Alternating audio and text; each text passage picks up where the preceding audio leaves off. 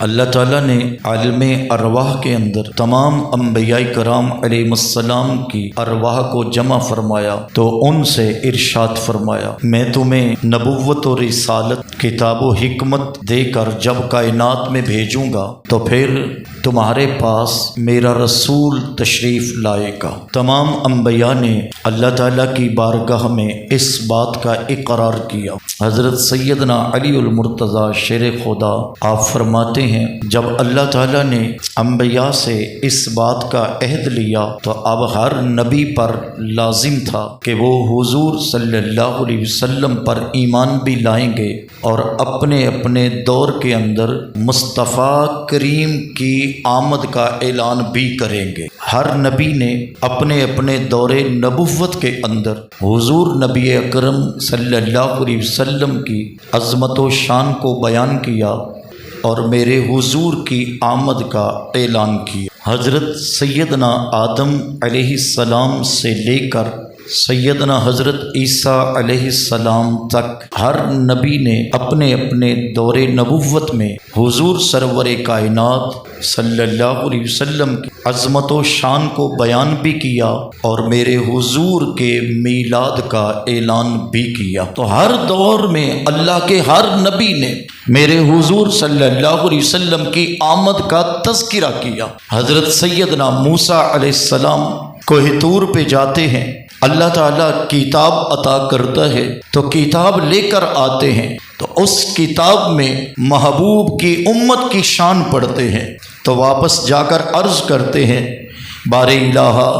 جو کتاب تو نے مجھے عطا کی ہے، میں نے اس کتاب میں ایک ایسی امت کو پڑھا ہے جس کی شان یہ ہے کہ وہ نیکی کا ارادہ کرے گی تو اجر عطا کر دے گا، وہ نیکی کی طرف چلے گی تو ہر قدم پہ ثواب عطا کرے گا۔ جواب آیا، ہاں پیارے موسیٰ علیہ السلام، وہ امت اتنی شان والی ہے، جب نیکی کا ارادہ کرے گی میں نیکی دوں گا، اور جب نیک کام کرے گی من جاء بالحسنۃ فلہ عشر امثالھا، وہ ایک نیکی کرے گی میں اجر 10 گنا بڑھا کے عطا کروں گا۔ تو عرض کی، یا اللہ وہ امت مجھے عطا فرما دے۔ جواب ملا، تلک امت احمد، اے پیارے موسیٰ وہ امت تو میں نے ازلوں سے اپنے سونے محمد کے لیے پسند فرما رکھی۔ تو عرض کرتے ہیں، بار الہ اگر تو وہ امت مجھے عطا نہیں کرتا تو پھر مجھے اپنے محبوب محمد عربی کا امتی ہی بنا دے۔ سیدنا حضرت ابراہیم علیہ السلام اللہ کا گھر تعمیر کرتے ہیں، گھر تعمیر کرنے کے بعد